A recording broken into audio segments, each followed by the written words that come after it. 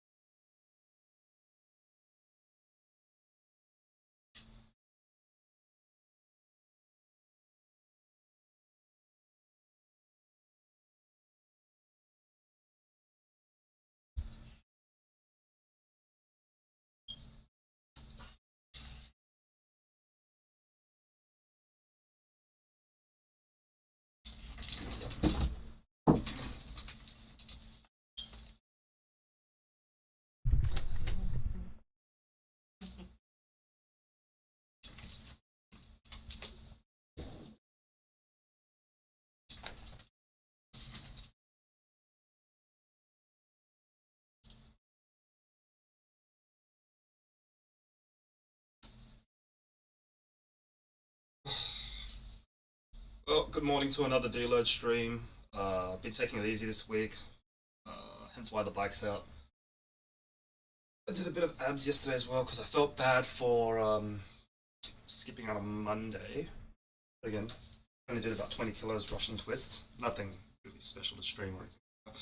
Not like any of this is. But anyway, yeah, so I'll get started. Got work late today. Got to be efficient. I never know when my boss is going to message me and tell me what time I start work, so hopefully he doesn't message anytime soon. Cheddar's here also.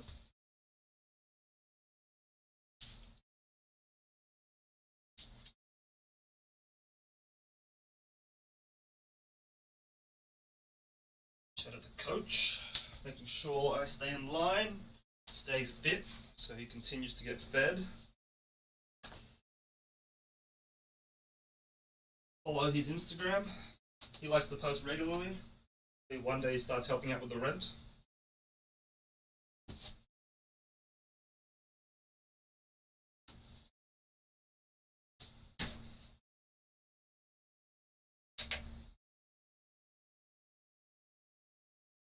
Should have probably set this up first before I started. Whatever.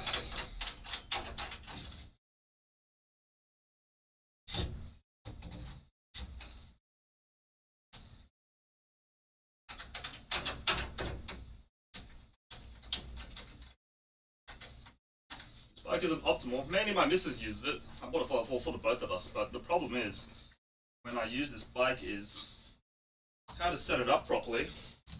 So the main thing you want to make sure is when you push, like at the bottom of the pedal, the leg is fully extended.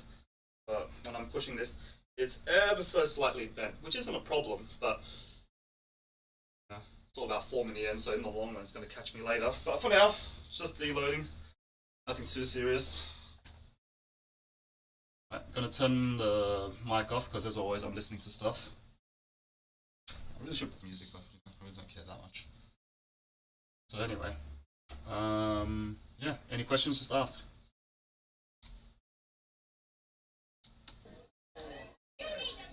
Is a statement that's generating a lot of reactions right now. So Jeanette McCurdy is in the news right now. You might know her from shows like iCarly and Sam and Cat on Nickelodeon because she just released a new memoir titled I'm Glad My Mom Died, where she recounts her life as a child star as well as her relationship with her mother. And online, you've seen her receiving backlash from some people for one of two reasons. One, because of what she says to Ariana Grande, and the other because she named book this. The number of people saying, oh my god, that's so horrible and disgusting, that's your mother. So obviously that sparked my interest, and I want to talk about it today because while I have not finished it, I've started the book. And yeah, as a child of abuse and trauma, I think we need to normalize being vocal and open about us resenting or fucking hating our parents. Whereas in the book, McCurdy talks about her mother who had breast cancer, saying, I always wanted to please her, make her happy, but died in 13. In hindsight, she realized, oh my god, my mother abused me in so many ways. Describing situations where her mom pushed and forced her into acting at a young age, despite Jeanette hating it. With her mom always framing the situation as, oh my god, you're so lucky that I'm letting you do this. I wished I could have done this as a kid, but my parents didn't let me. Continuing to push herself as the hero of the situation, even though Jeanette would just be sobbing because she couldn't quit.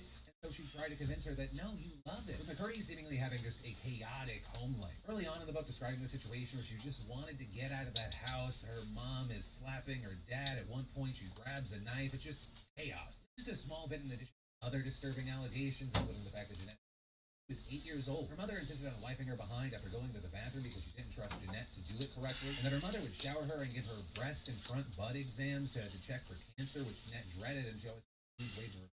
A lot of the book also dealing with Jeanette struggling with an eating disorder through much of her life, starting at just the age of 11 when her mom encouraged her to limit food intake, telling Jeanette, if you really want to know how to stay small, there's this secret you can do. It's called calorie restriction. So when she was a kid, she would 1,000 or even just 500 calories in a day in an effort to just stay small. And she fully embraced this because she felt like, oh, this is helping me bond and impress my mom. So much so that the book literally opens with the mom being told she could die in 48 hours. She's members of the family are saying big and exciting things about, Mom, I want you to see this. Once everyone leaves the room, Jeanette's like, Mom, I'm the thinnest I've ever been. Hopes that it's going to impress her mother so much, all of a sudden she would become conscious. Once again, this is just the tip of the iceberg when it comes to her mom, because there's so much more in this book, especially about how her mother weaponized her illness, her emotions, and everything against Jeanette. So two of the people like, oh my god, I can't believe the title.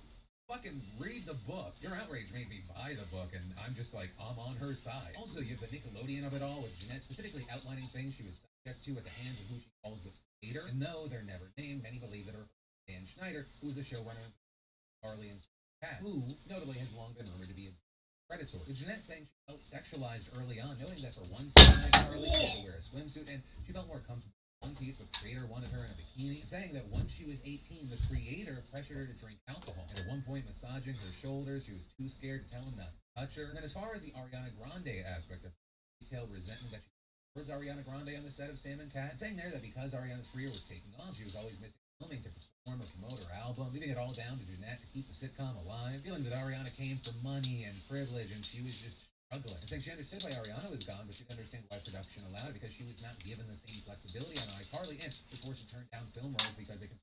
Jeanette going on to say this kind of continued this whole idea of making happy and being a good sport despite what it made her feel. And so with this, you had some Ariana fans going online trying to paint Jeanette as being petty, saying she needs to get a grip. But then you had others horrified by this response, saying Jeanette never even really blames Ariana directly, and that with all the context, she has every right to be upset and frustrated. For me personally, hearing McCurdy out, it doesn't feel like it's anything actually about Ariana Grande herself. To me, this just seems like a young girl who's being physically and emotionally abused by other people. And it was just a case of wrong place, wrong time, and had nothing actually to do with Ariana Grande. It was more like, oh my god, why can't I just do that instead of it for every day of my life? I really do agree with people saying if you're making it more about Ariana Grande than all the other abuse, you need to get your fucking priorities checked. You're a stan? Awesome. Maybe don't let that get in the way of supporting someone through physical and emotional abuse. But then finally, once again, to close out, if you have a problem with this title, it's her story to tell and her title to put out there. Based off of what she said on Good Morning America, I don't think she has any concern. This whole, but it's also something that sincerely and a flip. I think that any parental abuse understands this title. What do you think your mom would say to that? If I'm more alive, there'd be, but still, her. You had tons of people supporting this, and as you can probably tell, I'm among them. I've had a lot of therapy to not actively hate my mom, which I know for people that had great moms sounds horrific to say. If you were emotionally or physically abused by a parent, don't let fucking other people go, oh my god, I can't believe you feel that way. Your feelings are valid, they are justified, and you don't owe decency to someone that was never decent to you. But that's where I'll leave it. Of course, feel free to share your thoughts and mine. And because we got immediately sidetracked, I'll say it here. Welcome back to the Philip DeFranco Show. Buckle up. Make sure you're subscribed because I'm giving $10,000 split across 10 beautiful bastards who subscribe to this channel. Let's just keep this show going. And then we got to talk about, there's a big debate about this right now. Depending on your point of view, the story we're going to talk about is either a refreshing, heartwarming, faith and community restoring type of deal, or some weak-ass bullshit. We're going to go through it together and see where you land on it. So it all starts with a clip from a Little League game.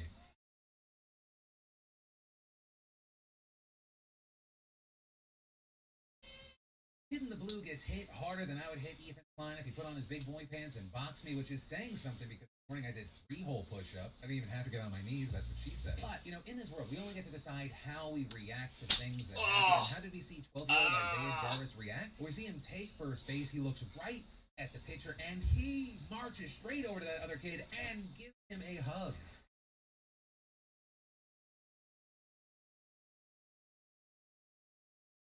Many calling this now viral clip a moment of extraordinary sportsmanship. There's a standing ovation, there's tears, people coming together. I'm gonna get emotional. What the fuck? What makes this even more remarkable is that this went down at the Southwest Region Championship, which is the game that determines who goes to the Little League World Series. So the stakes almost as high as they can be. But you had Isaiah putting all that aside and saying, when I was at first base, that's when I saw him crying. I wanted to go over there and spread God's love and make sure that he's okay and make sure that he knows that I'm okay and that I'll be okay. Ultimately, what we ended up seeing was the pitcher's team, Texas East, winning the game. Isaiah saying he'll be rooting for him in the World Series later this month. But the story doesn't end there because there are a number of people that think this is not the heartwarming story that others do. For example, the likes of Dave Portnoy saying, this isn't good sportsmanship, it's dumb. You got this kid on the ropes and he's rattled. Trip to Williamsport on the line.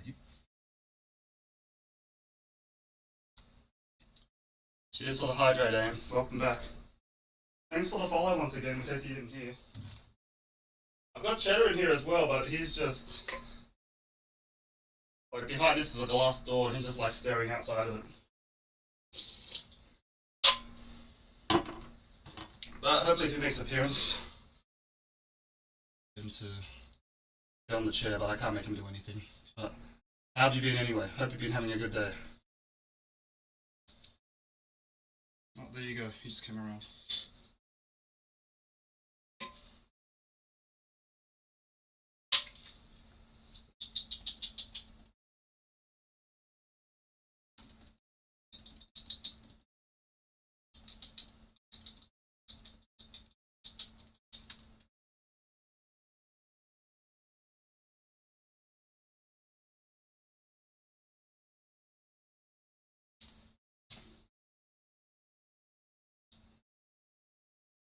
Very well, thank you very much.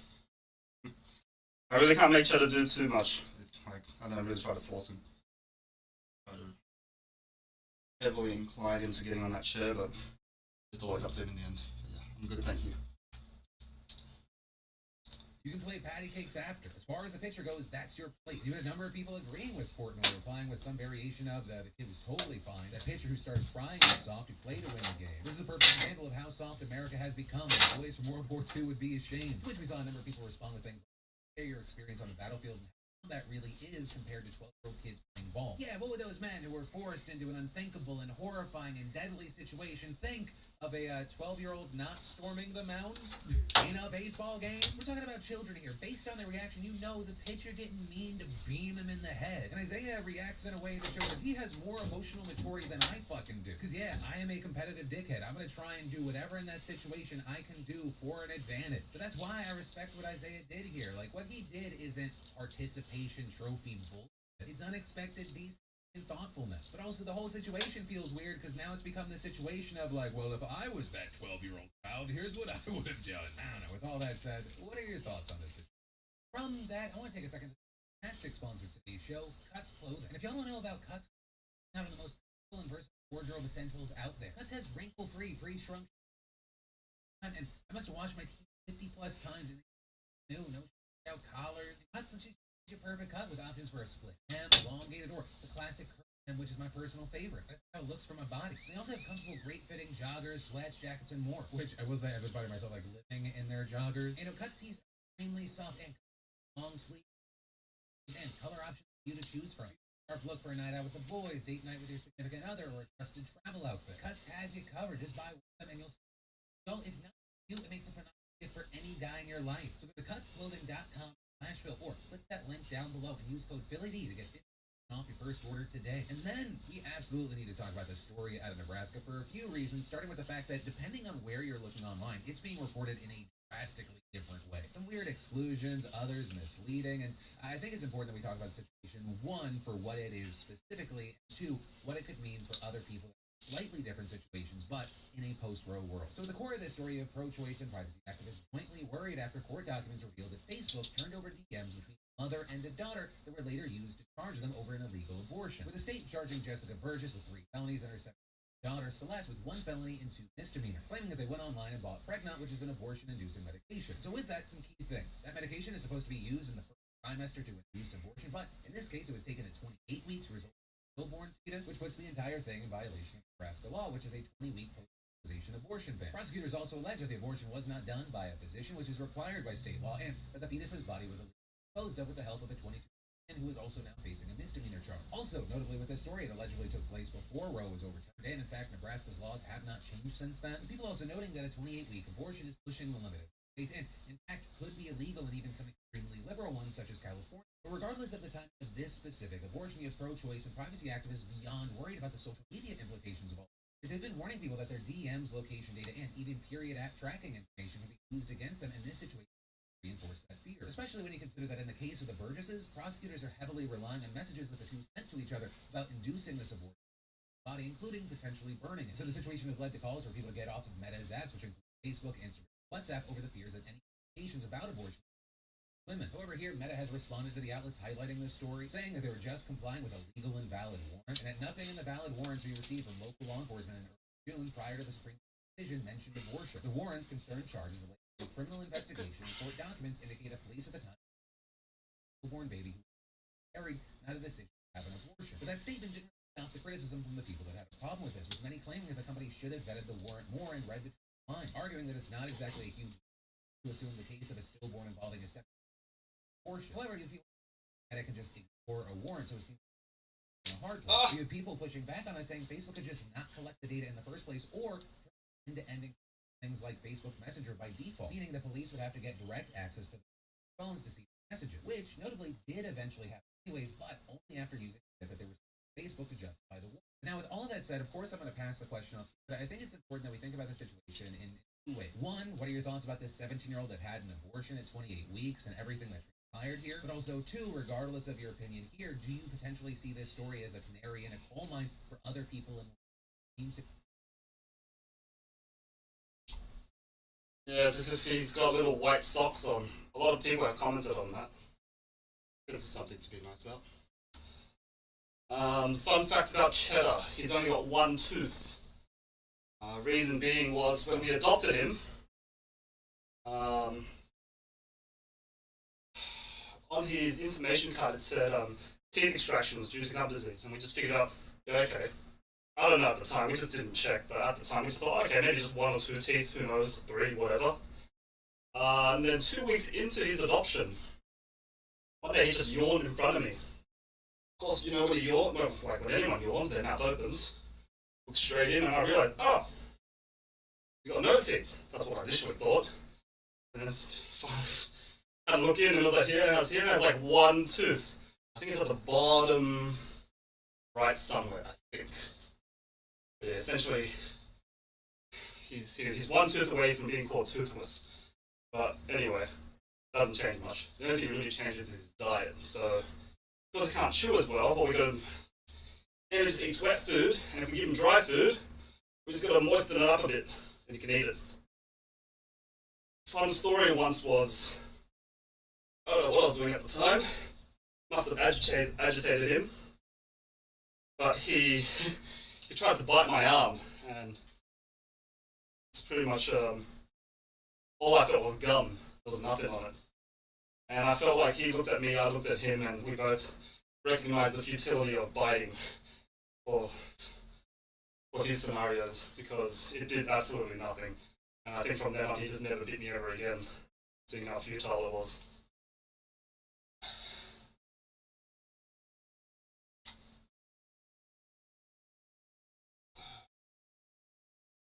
God for wireless mouses.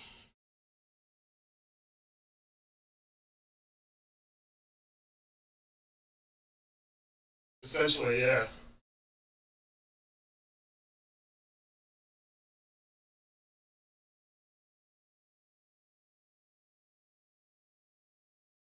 Oh, trying to use a wireless mouse from this distance on my leg is not the easiest thing ever. Situation or to the post world. Well, I'd love to know your thoughts on those situations. If you're worried about your privacy in general, here's what I'll say right now. If you for some reason have to use the Facebook Messenger app, you should turn on end-to-end encryption if you're using. I believe he's coming to 9 years old now. Yeah, adopted him about 3 years ago. He was about 6 or 7. I can't remember. But he's either 9 or 10.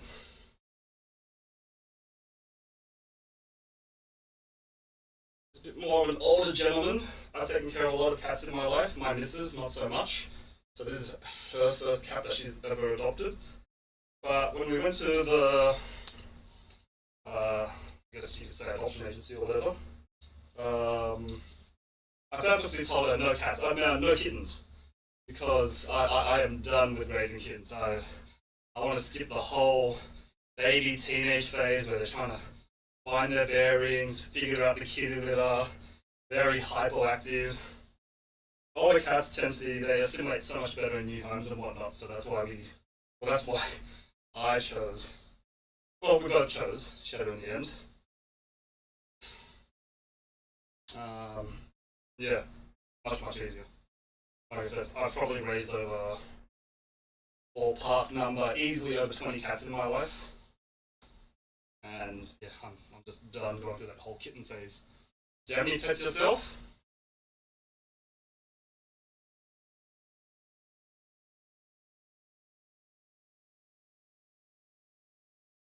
WhatsApp, it should be on by default, but also understand this is not an end-all, be-all solution. And then, let's talk about the man who once said, So there are 5 people taking the Fifth Amendment, like you see on the mob, right? If you're innocent, why are you taking the has now repeatedly pled the fifth himself today. Or because, well, Donald Trump just missed a visit from the Florida, he had some stuff to do in New York. With the state attorney general there, Letitia James, bringing a near 3-year civil investigation into the former president's business practices.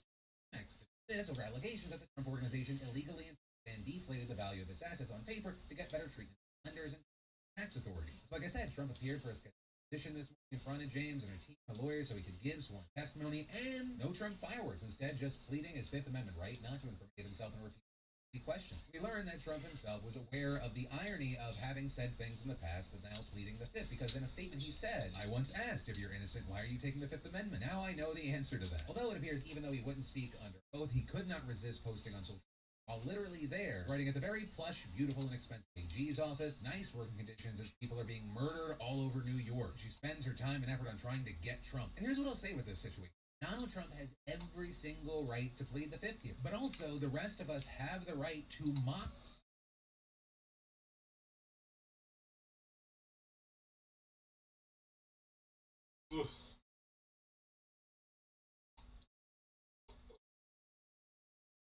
Yeah, got it. Where did you go? Anyway. You have a GSD. What's a GSD, sorry? If it's a cat, funny enough, if it's a cat breed, I'm bad with my cat breeds compared to dogs for some reason. I love dogs as well, they come a very close second to cats for me personally. But for some reason, I've just never learned them. Like, I know the main breeds. Yeah, so I'm just,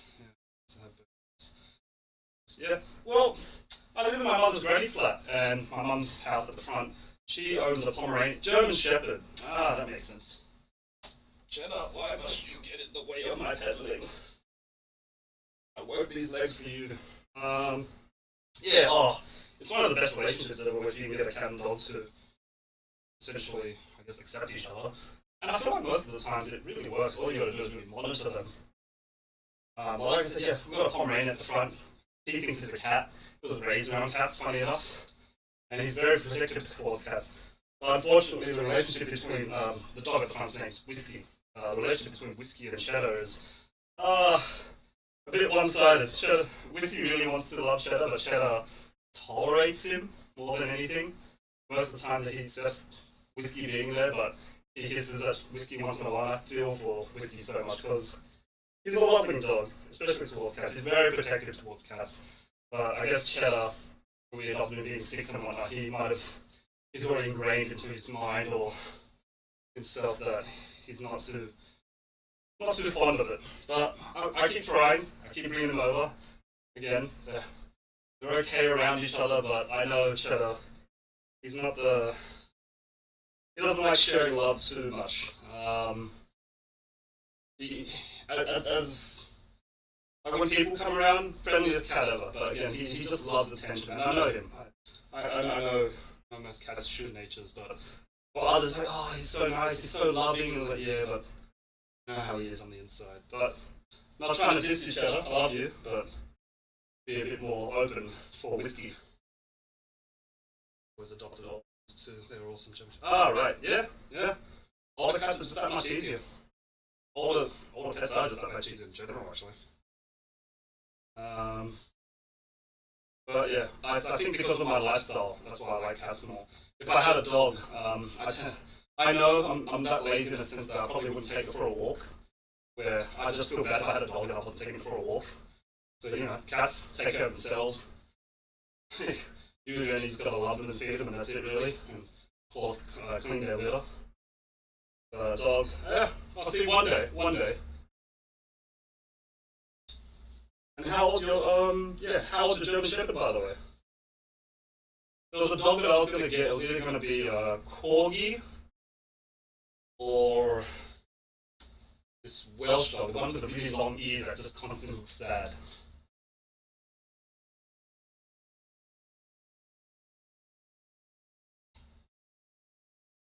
This fucking hypocrite.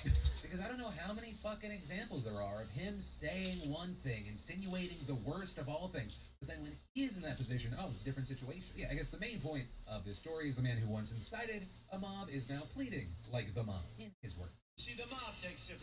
And then, like important, some would say muy importante, molto importante, or he Julio. And that's part of the reason why I've been trying to learn Spanish again as part of my new goals to better myself. I failed Spanish twice in high school. It's something that always bothered me because I hate the way they tried to teach it. But now,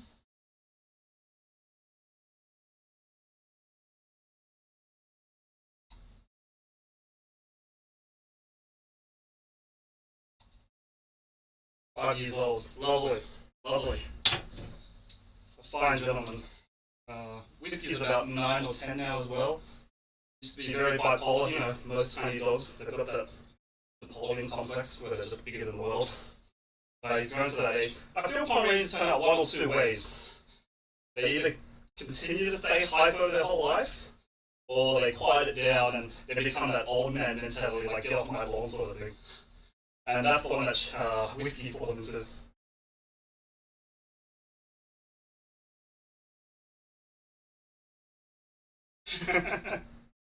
But that's the thing. That's the thing. It keeps you responsible, which is a good thing. At least you're doing the right way now. There are so many people that own dogs and all things like they want to be out there, but owners can't seem to get themselves up and motivate themselves. So it's two-way relationship for you and your German Shepherd. Keeps you healthy and keeps him happy.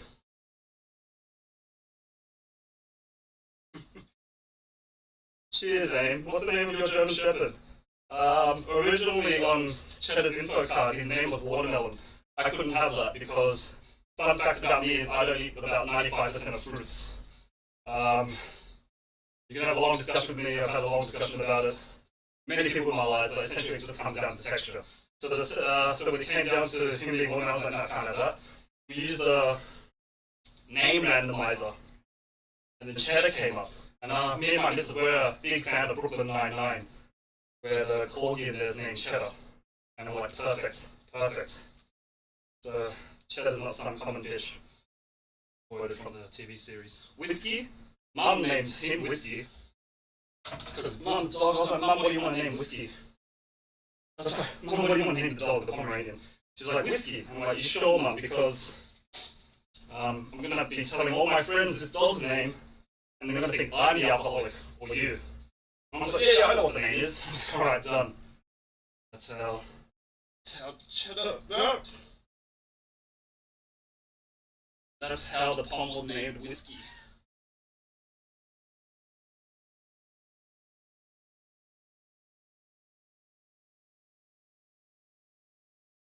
It's not an obstacle course.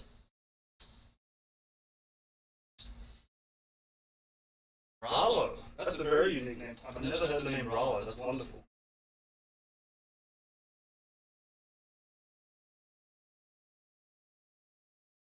I love unique names. I love names that I've never heard before.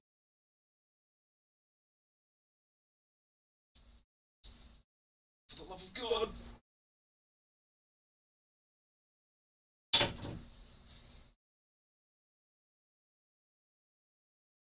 And do you do much training yourself? Aim?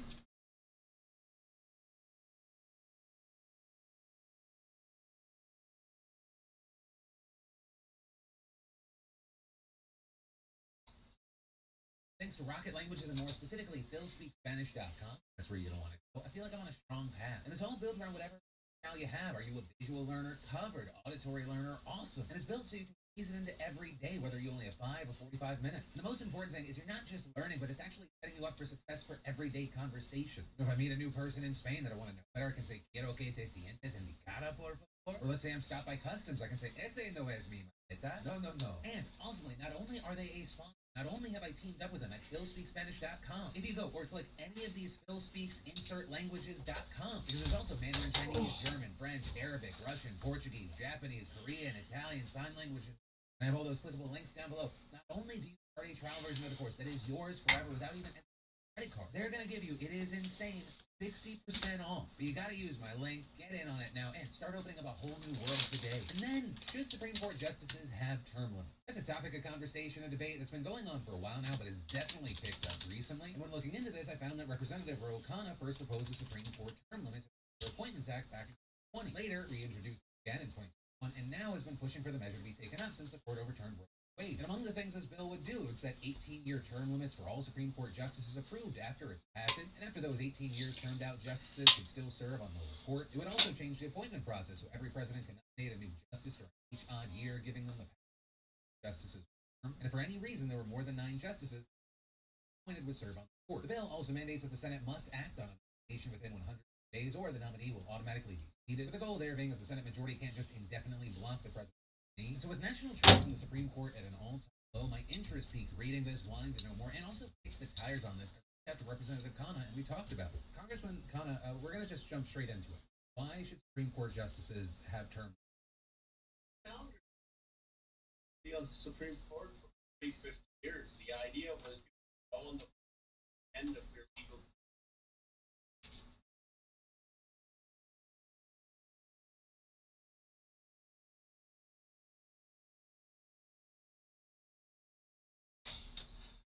Sorry to hear that you broke your ankle, Aim. Not something that anyone wants, but hey, I'll do this in order. I used to do yoga, I used to jog, wonderful exercises. So yoga is something I definitely got to get into eventually because I know my mobility is not that great. I mainly work to strength and movement, I guess.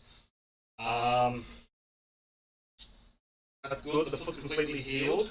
I'm hoping that there's been a decent amount of time. You can move on it without any pain or stress. An exercise that I'll suggest to you is it's called a single leg stand. Very simple. What happens is when you break your ankle is you lose a bit of balance and proprioception, so you lose that feeling of knowing your body, sort of knowing where itself is in space. And essentially all it is let me just see. Well, it's exactly what it's called, single leg stand. Stand on one ankle near the front, this ankle at the back, and then just try and look forward and stay still. You want to go for about 30 seconds. It's not much strength, but what it does is it builds up those stabilizers again around your ankle, knee, and hip. And it will help you, essentially stabilize once again. And the biggest problem after ankle injury is it's a lot easier to get another ankle injury soon afterwards because you've lost a bit of that stability. So try doing this every day. You want to at least be able to for about 30 seconds, both legs. Have a chair near you just to help balance. Do it with your eyes open. Once that gets easy, do it with your eyes closed. And trust me, when you take away one of your senses, which is your vision for balance, it makes it a bit harder. But it's a great exercise. It's a rehab exercise I give all my patients. But yeah, start off with that first. And once again, if that gets a bit too easy, you want to do it on an uneven surface, meaning like you can grab something like pillow, stand on that, And then yeah, repeat the exercise. Switch from working in the hospital setting this year and working in the schools so I have more time. Nice. Oh, look, like, whatever helps. You know, that's life for you. Just find what works for you. That's the main thing. Ooh. No problem. That's why I'm here.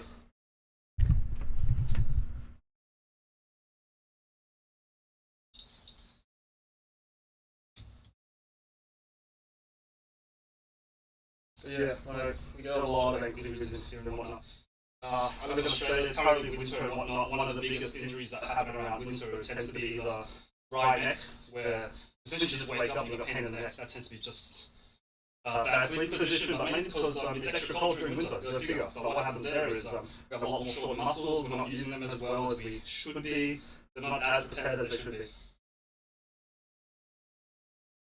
But then, yeah, the second most injuries like ankle injuries, because people are still doing what they're doing, but in a much colder environment, so much more prone to injuries and whatnot. Try to stay out of the way. I'm joking. I just don't want to hit you in the face. Yeah. A lot of people learn a lot about their bodies when you get injured. Especially when you've used it your whole life and when you can't use it anymore, you sort of realize like how much you really needed it until you don't have it. Again, yeah, we got a lot of patients with that. I realize, but it's great. It's a good experience. That's part of the journey. We all injure ourselves eventually. Everything that we do in life comes with risk, as long as we just learn from it. I'm better from it. What's good is like, yeah, at least you haven't allowed it to overtake your life. You're continuing to push forward, trying to find ways to work around it. Too many people get injured, fall off the horse, which happens to everyone, but you know, the main thing is as long as you just get back up and continue doing what you're doing.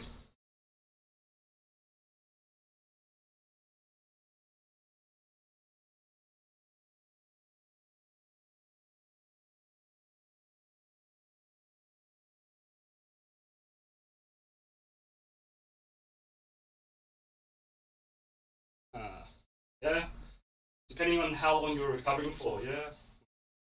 Some big issues is where people get injured is that they don't move enough. Gone are the days where we'll tell our patients, you know what, just go home and rest, let it heal, and fix itself back up.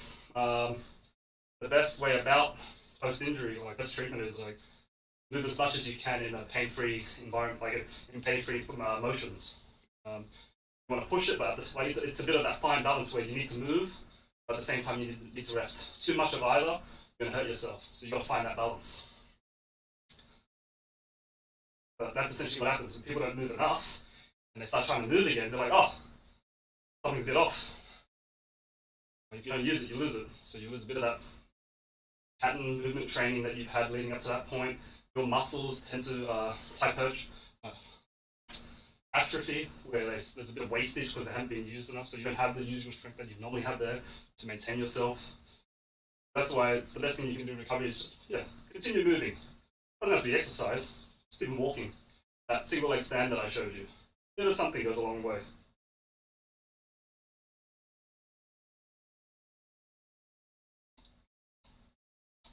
Here's is sort of a fun service. Now you have people gaming this.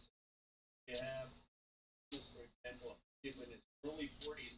It makes no sense that after the person who appointed him, he may still be making decisions. So these justices that years, and then they can go on to something on another circuit court or district court. They can still be judges for life, but only 18. I guess with that, right, people would say Article 3 of the Constitution states that federal judges hold their offices during good behavior, which is widely interpreted for life.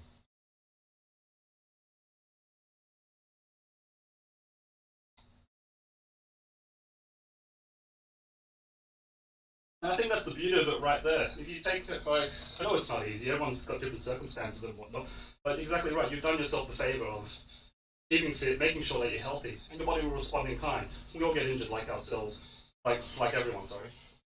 But it's definitely a lot easier to recover if you're healthy compared to someone on the higher end of the BMI scale. Like, there's so many more underlying factors and whatnot that you have to worry about. And that essentially affects your healing process. You maintain, you bounce back a lot easier. Like, that gets to a point, I guess, for everyone, like, eventually,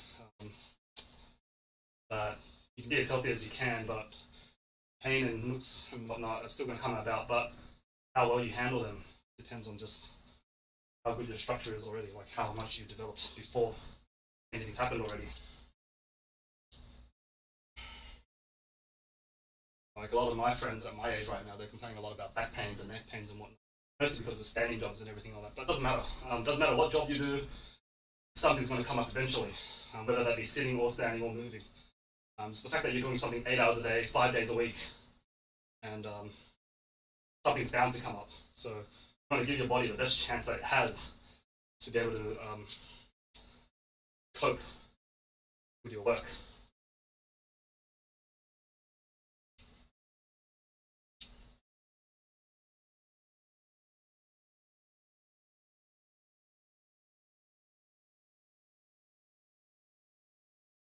Main thing to do is also make sure as you build it back up slowly. Too many people get injured, feel okay, think, okay, sweet, I'm okay, and I'll just jump straight back into it. But no, re-injury is a real thing. But very common for a lot of our patients after we treat them. Like, oh yeah, sweet, I'm good now. All right, straight back into work, straight back into that workout regime that I had. And then they end up getting busted again, coming back to us, and then prolonging that healing process. So, slow and steady. I always say, if you're not competing, you don't need to push yourself. Just as long as you're doing something, you'll get there eventually. It's not a race. On other days, well, I don't know if you're young, by all means, go for your personal best, but eventually, our bodies just can't afford injuries anymore. You need that time to, you lose time. And time's very important to everyone. So, take your time and prevent yourself from getting re-injured, I guess. That's the main thing I'm trying to say. Because, things don't need to take longer than they need to.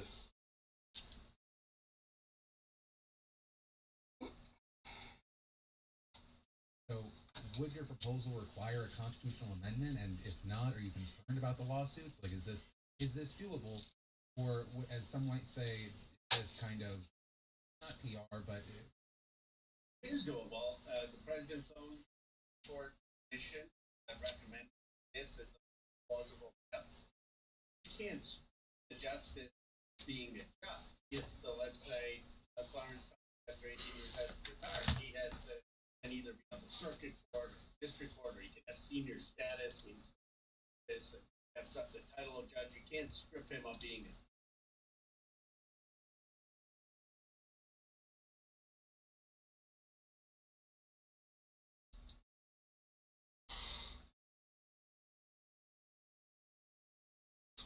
Hey, not too long. School year. What year are you in, if I may ask? And cheers, Sleepy. Thanks for joining in. Please don't punish me with those 20 burpees that you gave me last time. But, whatever, do whatever you want. They're your vicarious points.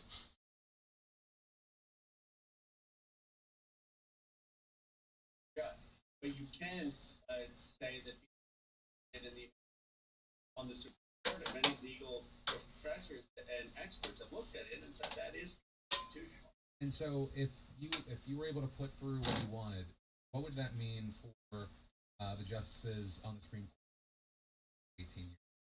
Media push out? Well, this is frankly open interpretation. I would want an push out, but you may have people who can't make it retroactive. You have to make it going forward, and that is a legal question that would have to be settled. Not clearly settled. I do think if you had made it going forward, you would have a lot of support. And by the way, I think Justice Roberts, others, if it goes up to the Supreme Court, likely support it. They much for term limit expansion of the court, and I think if the court strikes down like term limits, they know that the next measure expansion. I guess, also, what would you say to people that say the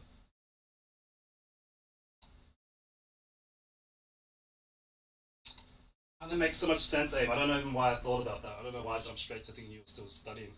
Because then it crossed my mind. I was like, wait, but you're in a hospital and now school, so it means you should be working then. Yeah. Makes sense. sense. Speech language pathologist, nice. I got a few friends doing speech pathology. You guys do amazing work, by the way. It takes a special person to handle and help children and whatnot. Well, not just children, but that's where I see where they mostly work at.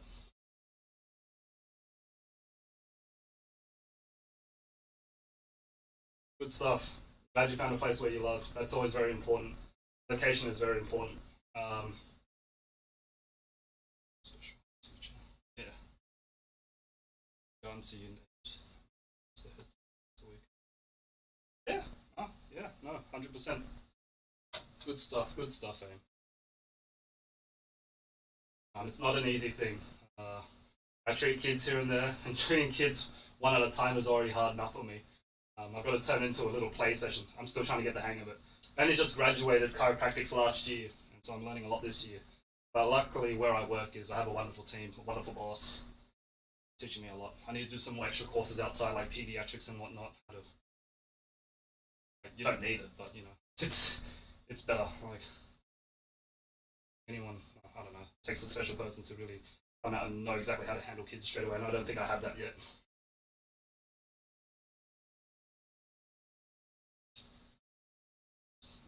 Yeah.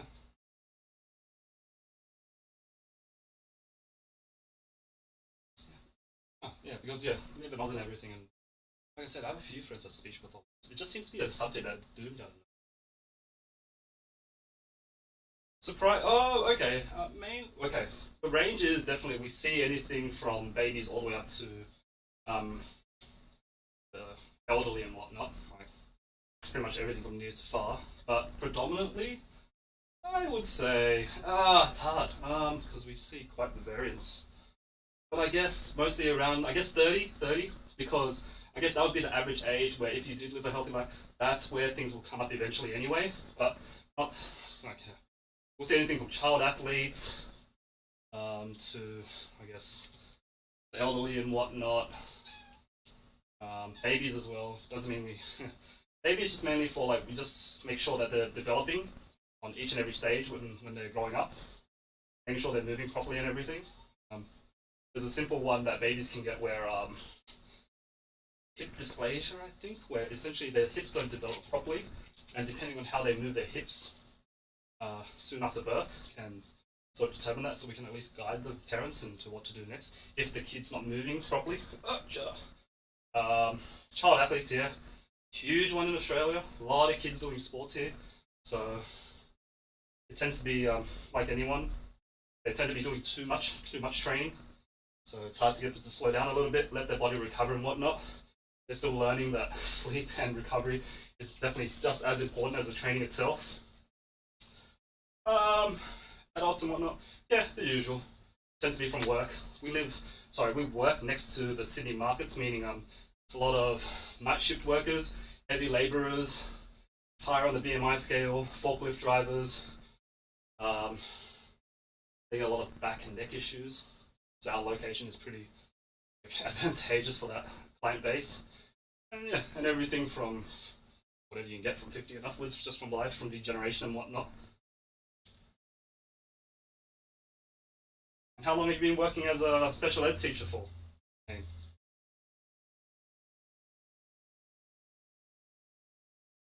I guess how long were you working in the hospital as well? Oh, it's so hard to navigate. There we go. On the justices on that, that's the point, that that in an ever-changing government that we have, where every 4 years you can have a completely different administration, completely different goals that are meant to have something consistent. Partly, I would say that in anything but considering women right and stripping the environmental PA of the fact of this is not exactly wrong. But even putting aside my own views on those, I think 18 years is quite a lot of time. That's more than 4 terms president. That 18 years is more than most members of the Congress serve, and people are always 4 terms.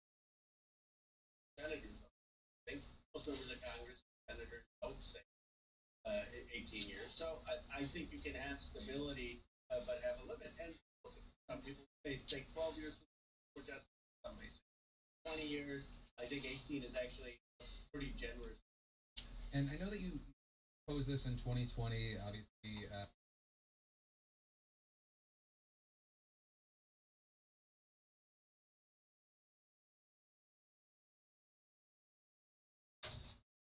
Yeah, it is a fun career. Like, even though we mainly deal with the musculoskeletal system, I think like any health professional within, like any health professional, you still got to dabble in a bit of everything, because the main thing is just in case that something comes in where we don't really recognize, or something that comes in that we're not meant to handle. We need to be able to recognize that, just so we know where to push the patient next. A lot of a lot of conditions can mask themselves as other issues. So I don't know, like chest pains, for example. Some people are like, oh man, my chest hurts. Maybe it's my pec, and it's like, oh, the signs are pointing to something else. It might not be your pec. So we need to, the faster we can get our patients to the proper medical treatment, the better. Been working for 3 years, 2 years in the hospital. Worked with stroke patients. Oh wow, stroke patients, good stuff. Like, it really gives another perspective, especially working in a hospital. You learn so much, and you see how much you can be grateful for. And a lot of these stroke patients too, like, it's inspiring. I mean, it's unfortunate what they've had to deal with, but when you get to see them overcome it, it's an amazing thing. Before, as a chiro, I worked as a remedial massage therapist for 10 plus years. I've been working for my boss, who's a chiro, for about 5 years now, but professionally as a chiro, well, only just about half a year now. So I'm very fresh out, but it took me a while to get there though. I've been at uni for quite a while, but at the same time accumulating a lot of knowledge, I guess. Do lots of when it comes to exercise and fitness, that's essentially where I put a lot of my experience points.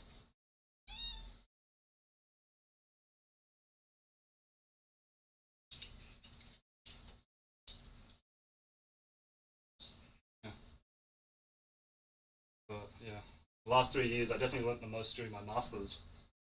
Oh man, I wasn't the best student, but mature enough to know what I needed to do, thankfully, by that point.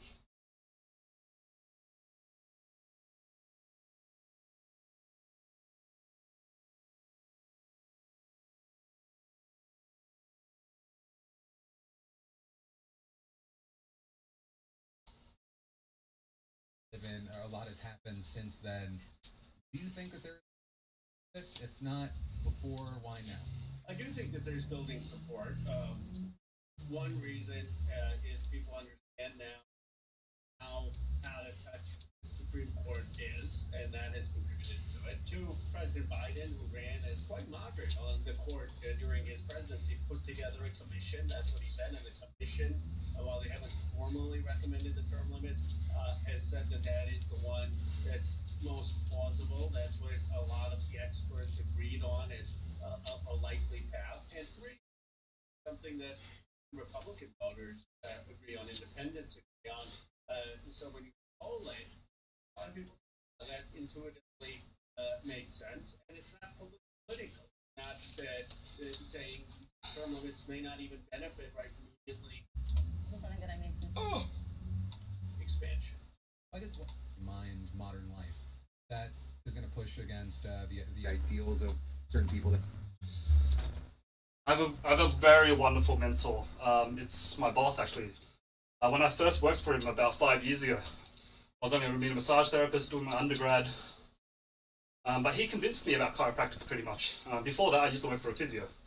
But yeah, I was very 50-50 about chiro because, the whole world's hurt so much. It's a bit of a controversial topic, I guess, but it's getting a lot better these days. But yeah, once I started working for him, I saw how much good he was doing for all his patients. Like, I know it doesn't mean anything, but he had a lot of patients coming in, a lot of patients. He'd be seeing about 200 to 250 per week, and they're all returning. So I'm thinking, he's probably doing something right. And I got to see it firsthand as well, so that's essentially what convinced me. But what got me into the course was also him. As I was finishing up my undergrad, I thought, sweet, I never want to study again. I just want to work, start saving, find a 9-to-5 job, get to it. But unfortunately, I was working for him. And he was like, Daniel, why don't you do your master's in Cairo? And I was just like, oh, yep, his name's Kurt. I'm like, Kurt, I don't want to work anymore. I mean, sorry, I don't want to study anymore. But long story short, a lot of back and forth. I told myself, you know what, what's half a year compared to the rest of them? Sorry, because the course was 3 years, because I can just jump straight into some, okay, backtracking again. The Cairo course takes about 5 years, 3 years undergrad, 2 years masters. Because I already did an undergrad, I can just jump straight into the masters, but I've got an extra, add an extra year on top because I got to do all the Cairo subjects in the undergrad in that one extra year. So that's what it is, 3 years. I said, what's 3 years compared to the rest of my life? I'll just do half a semester, like I'll just do a semester, see how it is. If it works out, sweet. If it doesn't, whatever. I waste half a year, that's okay. At least I get to find out. Yeah, one thing led to another, here I am. Cairo now. But essentially, yeah, he's a great mentor, really knows his stuff. It was always such an advantage to always bounce ideas with him back and forth. Any interesting cases, yeah, I'd be able to talk to him. Even my mentors during uni, the last year I had an internship, my supervisors were amazing. Cut out a lot of bullshit for me, told me exactly what's going on and whatnot. Had a really clear way of like conveying their messages and their teachings.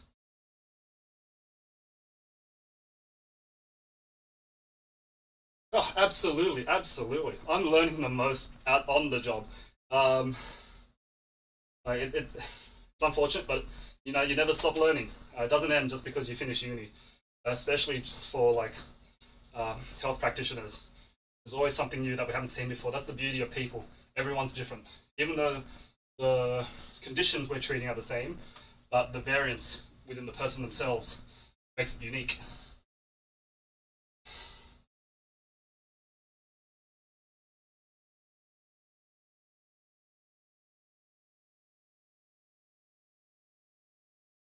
I'm glad to hear migraines are not fun.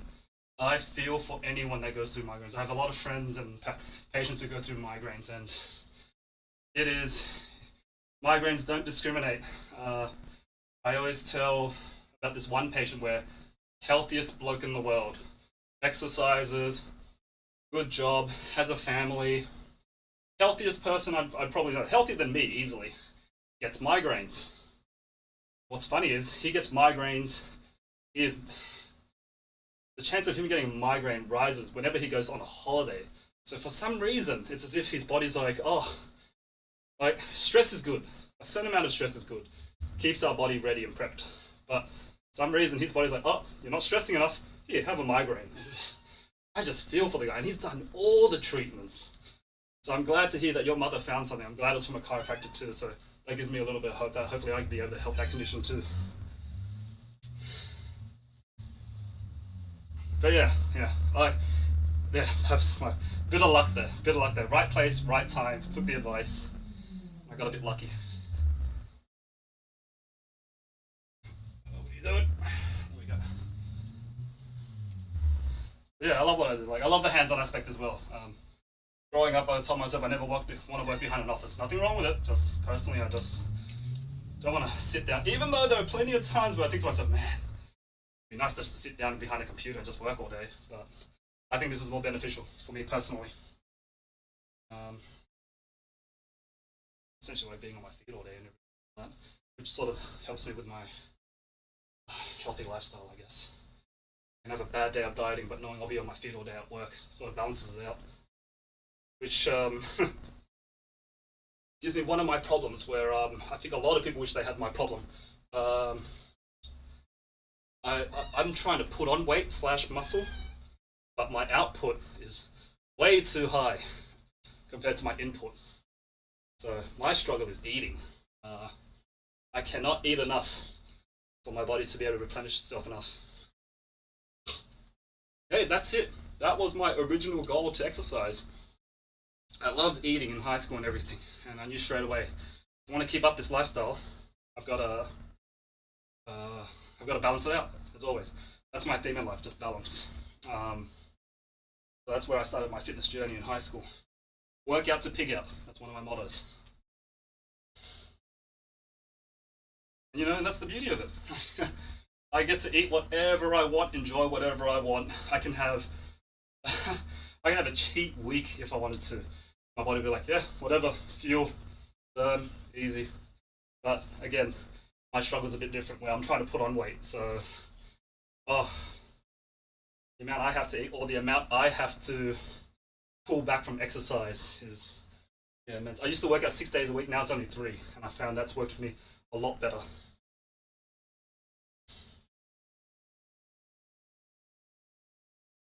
Do you have a favorite cuisine, Aim? Mine's probably Japanese food. I probably eat Japanese food for a variety in that, and it's just delicious. My friends tend to go between 2 camps. It's either Jap food or Italian food. I think that the justices, what they're doing now, is they're going back to what the originalist interpretation, and so they're not supposed to be taking into account new. So is your mindset that that's completely wrong? Well, I think they have to look at the text of the method of what the founder intended, or the drafters of the relevant amendment, but they have to interpret it in the text of modernity. Right? How do you interpret that without knowing what cars are, or what computers are, what modern life is? And so I would just say that you want someone who is steeped in the moment now, even if they're interpreting principles based on the text.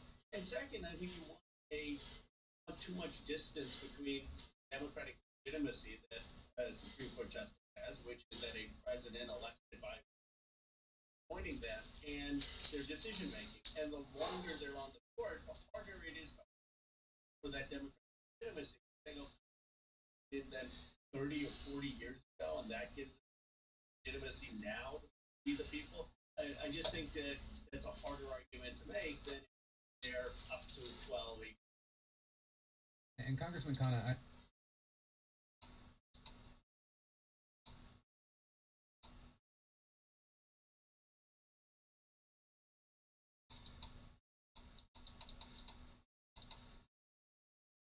Hey, good stuff, Aim. Yeah, love me Italian food as well. Decent amount of carbs, which is what I need. First generation. Yeah, nice. First gen Viet in Australia. So my parents had me a little late, but because of that, I got to experience so much. I think, like both our countries, that there's such a great multiculturalism that one of the best things is you get to try foods from all around the world, and it's wonderful.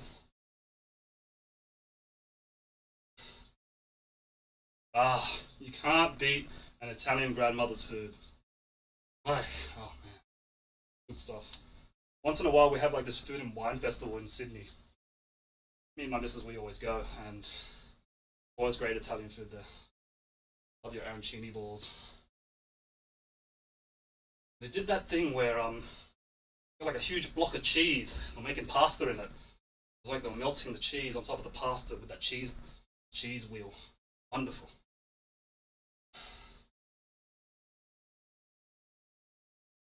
Yeah, took to visit Italy one day actually.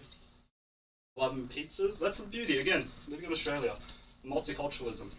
I get to try amazing Italian food just in the next suburb and whatnot.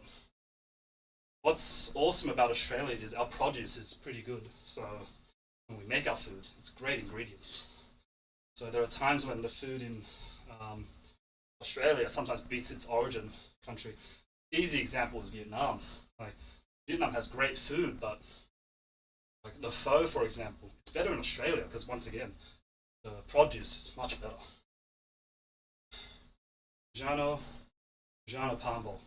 There we go. I know how to order it next time. It's it only just recently got introduced here. I don't know how long it's been out, but it's become an internet craze thing, and everyone's trying to get in on it. But because of that, it's a bit expensive, but delicious at the same time, so it's worth it. It's too far.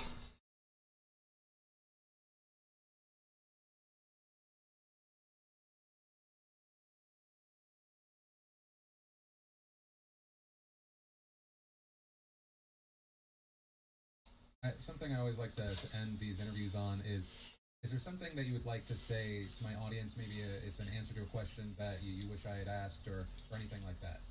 I think we have too much deference for people who are Supreme Court justices to some almost philosophy things coming on independent and known to make these decisions.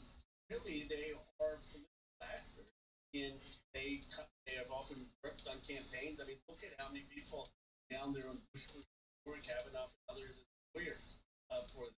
So these are partisan actors, like people partisan actors, senators are partisan actors, and obviously we have to abide by some decisions because we are, but we them and as a sort of now the term limits. I think remind this is a political process, political actors. Congressman, thank you for the time. Thank you. With all of that now said, I want to pass the question up to you. What are your thoughts regarding term justices? Yes, no, maybe, so why not? I'd love to know your thoughts on this. But that is where that story and today's show ends. Thanks for watching and being subscribed to these daily dives in the news. Also, if you want more news, I got you covered here. But as always, my name's Philip DeFranco. You've just been filled in. I love your faces, and see you tomorrow.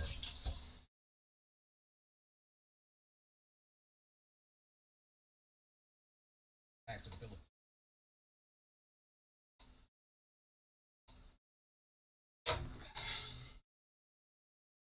Yeah, lovely meeting you too, Aim. It's a good experience that we can all share. Like, we're from different countries and nations and whatnot. Sort of gone through some of the same pathways of trying to figure ourselves in life and where we are in the place of things. So it's good to know, like, yeah, we can all get there as long as we keep pushing forward. Always, Aim. Happy. Always happy to help. And thanks for keeping me company too. Makes these workouts much easier when I don't have to think about it.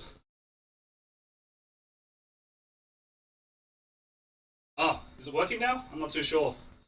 I turned up the mic before, but I'm not sure if it's capturing my voice anymore.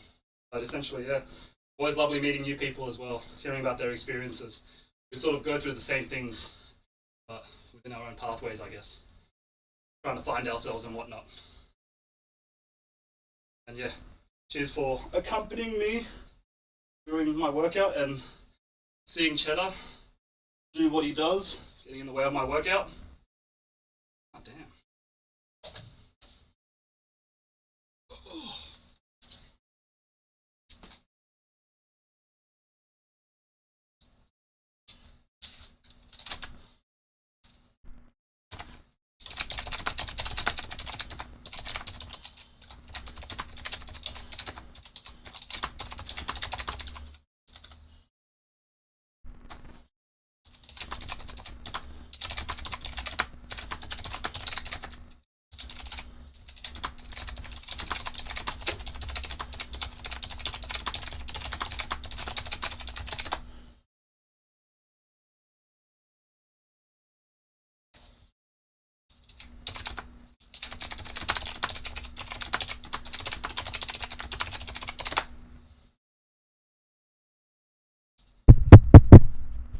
Testing.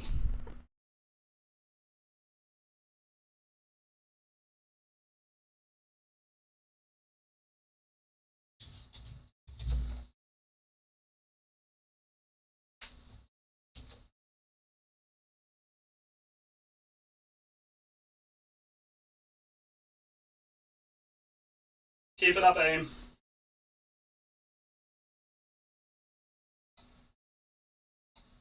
Franco Show. Buckle up that like button and let's get into it. First up today we had OnlyFans in the news because I'm finally launching one, even though I not so secretly wish I could launch one. As I've been losing weight, I'm addicted to comments about my. It would be an amazing achievement because I've always wanted to just like me for the way that I look, not because of like the quality of my character or personality. It just seems a whole lot less exhausting. But I got so sidetracked. The reason we're talking about OnlyFans is because of OnlyFans and Meta. With a class action lawsuit filed in California on behalf of a group of adult content creators who allege OnlyFans bribed Meta to put creators posting on rival websites on a terror watch list. The terror database was allegedly run by the Global Internet Forum to Counter Terrorism, or GICT. By landing on that site, creators say their reach was limited and earning comfort. Founding companies behind the GIFC being Facebook, Microsoft, Twitter. Places like Jezebel noting that it just takes one of these sites to flag something as terrorism to make that user hashed, which effectively shadow ban them on sites. Now, this suit was first reported by the New York Post, which said that plaintiffs started back in 20. More Meta staffers took bribes from OnlyFans. But those bribes allegedly coming from Phoenix International, OnlyFans' parent company, which then allegedly used a secret subsidiary to send money to offshore bank accounts set up by the Meta employees. The Post going on to say that the suit claims that by October of 2018, people who use rival sites to OnlyFans saw a, quote, massive spike in activity limited their reach, but OnlyFans creators had even to the class action suit being led by competitor Just for Fans, with attorneys in the suit saying the blacklisting of plaintiff and others has caused OnlyFans to achieve a drastically enlarged market share while its competitors stagnated or declined. The defendants engaged in a scheme to misuse a terrorist blacklist to obtain a competitive advantage, with a law firm saying that they had a list of over 21,000 Instagram accounts unfairly tagged for terrorism. The creators levying these accusations say they have suffered real consequences. Evans telling the Post, I heard that my content may be listed on the terror watch list. Outrage. I was angry because it affected my income and my social media traffic dropped significantly. And I was angry because I am the daughter of a veteran who fought for this. Something that is really important to note here is the only lawsuit of this kind. In fact, there's another suit in California filed by the Adult Guild with similar accusation. And back in February, a BBC report filed by rival site fan Censure that involving the company. Though that report did note that Facebook, which is has been hit with a subpoena in that case. And as far as what OnlyFans is saying here, they gave a statement to the Post saying, we are aware that these cases have been filed. We are not aware of any evidence which supports these allegations. The alleged participants all publicly state that these cases have no merit. While Meta has not responded to the latest round of reporting, it told BBC earlier this year, these allegations are without merit and we will address them in the conversation as needed. But ultimately, that is where we are here. We're going to have to keep our eyes on this, see what other information. But no matter what, this is a wild story. Going to reserve judgment for now. I mean, it's also not the craziest thing, because anytime you're talking about something that involves just absolutely insane money, absolutely insane go down. I mean, we've talked about the individual creators bringing in millions, if not tens of millions of dollars a year, right?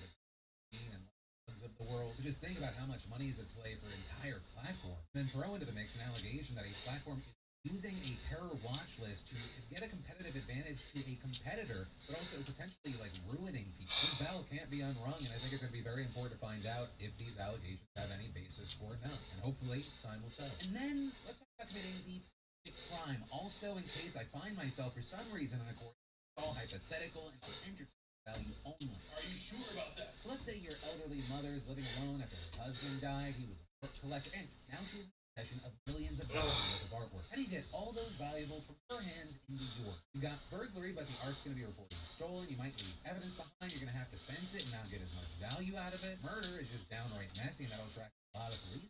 And, well, this woman in Brazil actually found herself in such a situation, and she comes up with a plan far more creative. So this starts back in 2020. Her 82-year-old mother is prone to misbelief. So she finds an accomplice who pretends to be a psychic, who then allegedly approaches the mother with the news that her daughter is sick and doomed to certain death. Unless, of course, the mother pays exorbitant amounts of money for her daughter's spiritual treatment, which the daughter also backs up, feeding personal information to several more supposed psychics who corroborate all this bullshit. And so with this, not only do they get some cash, but also implementing. So they proceed to phase 2 of their plan, telling the mother, oh my god, your art collection is cursed. I hate to say it, but it's cursed with negative energies that need to be prayed over. While this is happening, the daughter fires the domestic employees at the house or and start moving in and hauling out the artwork. Though the mother starts getting suspended into the mastermind phase 3, with the daughter going pure evil and allegedly who were home for months while the group physically threatened her. And all in all, in the end, they allegedly stole over $140 million worth of art, cash, and jewelry. But some of the paintings were renowned Brazilian artists, including an especially famous model, at almost $3 million.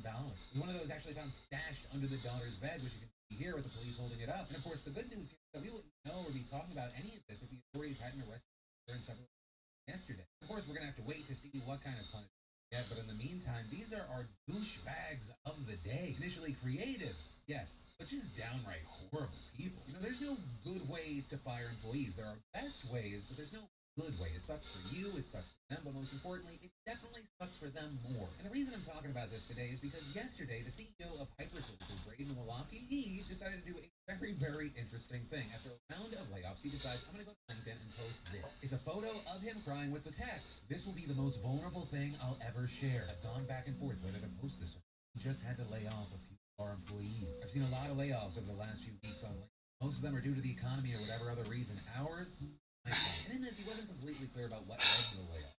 mentioning that he made a business decision back in February that didn't seem to pan out. Writing days like today, I wished I was a business owner that was only money driven and didn't care about who he hurt along the way, making it very clear that he loves them at the bottom of his heart. There's a person whose intentions seem clear.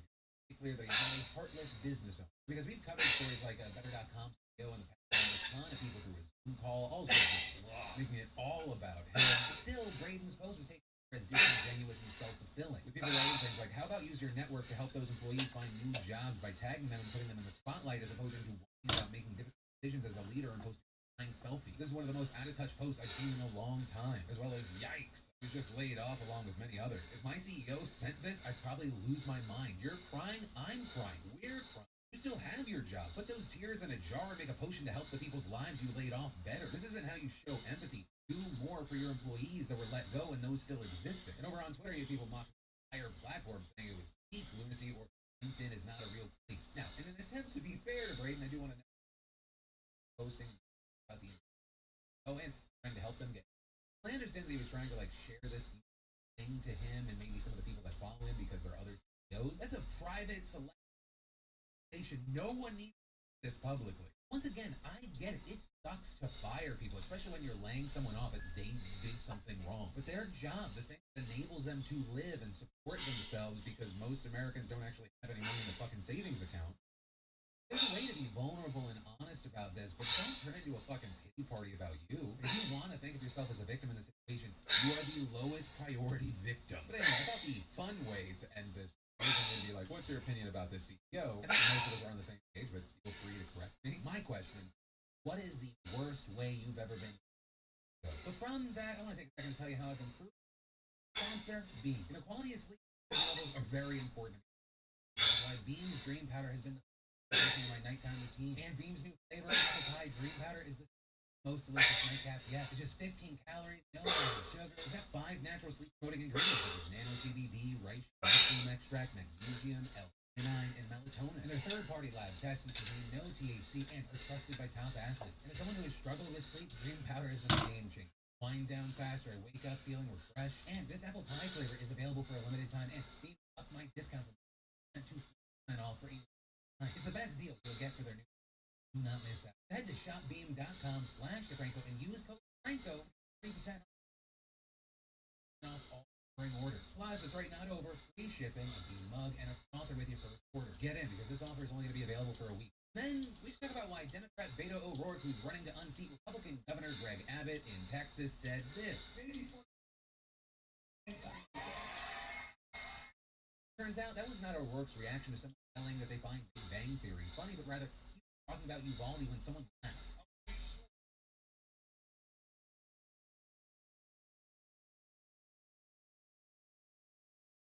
Teachers shot to death with originally designed that legally purchased an 18-year-old. Not try to obtain one when he was 16. Follow the law that's on the books. Says not AR-15. Come around station. Take that weapon that was originally designed for battle to penetrate and soldiers and knock him down dead. Kids at 5, maybe funny to you, motherfucker, but it's not funny to me. All of this ended up sparking a number of debates online about the language that he used. So I'm happy to see it. Fuck yeah, we need more politicians being real with their constituents. But others saying, no, even if the heckler was wrong, we should do our best to preserve civil discourse. So there you have people pushing back saying this is just Democrats doing what essentially Donald Trump kicked off. So I'd hit him on the left, I'd hit him in the right. I'd hit him in the fucking center circle. We'll beat the shit out of them. Let them beat the shit out of them. Shit out of them. Shit. You're not If Donald Trump had this fair drive, be enough money in there to pay back all the banks and insurers he defaulted. But, really, as it turns out, ever since Trump did arrive on the political scene, vulgar language has skyrocketed. With a study by GovPredict finding or on Twitter just 103 times in 2016. But just that number jumped to almost 600 the year after that. And it's not surprising. In general, people love cursing. Still to this day, and it's usually new viewers, I still sometimes get shit for how I talk, but this is how I talk day-to-day life. And personally, if we go back to the specific data or work situation, far more bothered by the fact that someone would laugh or like, heckle while he's talking about kids being murdered by essentially weapons of war. The story's obviously different, but it's like we talked about yesterday. People are like attaching and getting like a big reactions on the wrong parts of these stories. And finally, today we should talk about the potentially huge, so far underwhelming update to the execution of the search warrant for Donald Trump president at Mar-a-Lago. There have been a lot of questions regarding the specifics here. What was the probable cause? What did they find during the execution of that search warrant? Because really, for the most part, we've only heard from Donald Trump statement after it happened, which is also why you have people saying, hey, Donald Trump and his people, they're in possession of the warrant. They can share the specifics. So far, despite all the conversation around this, they've kept it themselves, which may be the reason Attorney General Merrick Garland today issued a live statement saying, Just now, the Justice Department has filed a motion in the Southern District of Florida to unseal a search warrant and property receipt relating to a court-approved state that the FBI conducted earlier this year. Garland, copies of both the warrant and the FBI property receipt were provided on the day of the search to the former president's counsel, who was on site during the search. The search warrant was authorized by a federal court upon the required finding of probable cause. also went on to say that he personally approved the decision to seek a search warrant, adding that the department doesn't take that decision lightly, going on to defend members of the FBI and DOJ. Right, I don't know if my mic's working or not. Supposedly it is. Isn't picking up my voice, but whatever. Thanks for joining. That's my Deload week done. I'll be back to my normal workouts next week, as long as I don't feel too lazy, or I don't party too hard on the weekend. But yeah, it was nice bringing out the bike. Bought it for my missus. It's a good way to active recover. Cheers, people, for joining in chat. Thanks for lurking. Thanks for following. Till next time. Have a good Friday. Well, Friday here in Australia. Thursday on the other side of the world. But, yeah. What am I doing? I might do my wrist exercises tomorrow. We'll see how I feel. Maybe do a bit of acupuncture or dry needling. Respect to traditional Chinese therapists. But yeah. Have a good one. Make sure to work out. You live in one body. Oh, program's over there.